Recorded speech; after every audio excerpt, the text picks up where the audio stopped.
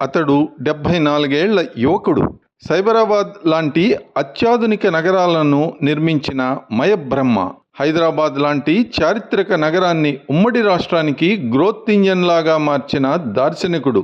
ఈ హైదరాబాదే నేడు తెలంగాణ రాష్ట్రానికి కామధేనువు అనటంలో ఎలాంటి అతిశయోక్తి లేదు. ఆయనతో పనిచేసి రాజకీయ ఓనమాలు నేర్చుకున్న కేసీఆర్, రేవంత్ రెడ్డిలు తెలంగాణను పాలించారు, పాలిస్తున్నారు.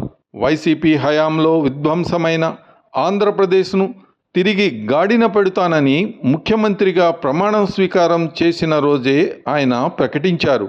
అదే దిశగా ఆయన సాగుతున్నారు. ఆయనే మన కథానాయకుడు చంద్రన్న. ముఖ్యమంత్రిగా 4వసారి పదవీ బాధ్యతలు స్వీకరించిన మర్నాడే చంద్రబాబు నాయుడు ఒకేసారి 5 కీలక నిర్ణయాలకు తొలి సంతకాలు చేశారు. పింఛన్లు భారీగా పెంచారు. పేదలు, దివ్యాంగులు వారి పింఛన్లు భారీగా పెంపు జరిగింది.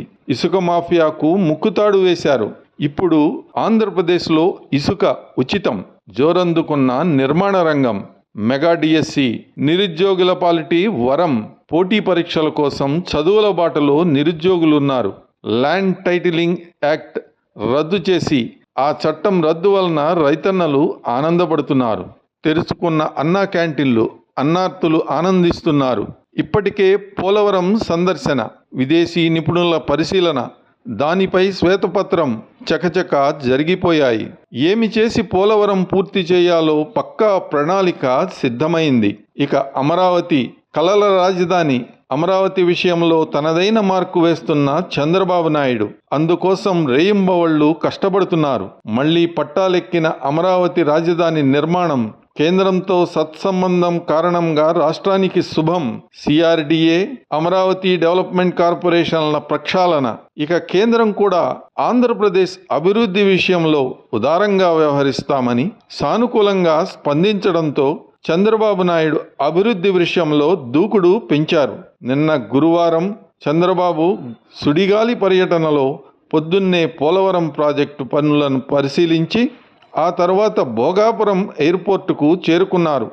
అక్కడి పరిస్థితులను పరిశీలించిన చంద్రబాబు మరో 2 ఏళ్లలో ఎయిర్పోర్ట్ అందుబాటులోకి వచ్చే విధంగా కృషి చేయాలని అధికారులకు ఆదేశాలిచ్చారు.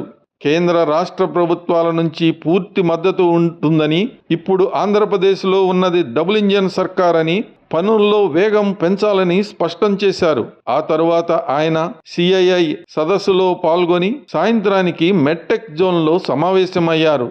రోజంతా ఊపిరి సల్పని షెడ్యూల్తో బిజీగా గడిపారు. 74 ఏళ్ల వయసులోనూ చంద్రబాబు నాయుడు రాష్ట్రాభివృద్ధి కోసం ఆరాటపడుతున్న తీరు స్ఫూర్తిదాయకం. గతంలో తెలుగు రాష్ట్రాల ముఖ్యమంత్రులు కేసీఆర్ ఫామ్ హౌస్ నుంచి, YS Jagan Tadepalli camp office నుంచి కాలు బయటపెట్టేవారు కాదు. ముసలోడు అని జగన్మోహన్ రెడ్డి చంద్రబాబు నాయుడును అవహేళనది కూడా చేసేవారు. కానీ చంద్రబాబు మాత్రం అందుకు విరుద్ధంగా ఈ వయసులోనూ తన స్టామినా తగ్గలేదని, నవయువకుడిలా రాష్ట్ర అభివృద్ధి కోసం పాటుపడుతున్నాడు. అందుకే కదా చంద్రన్న దార్శనికుడని విఘ్నుల మాట. 74 ఏళ్ల యువకుడు. జై హో చంద్రన్న 4.0 పాలనలో నెల రోజులు.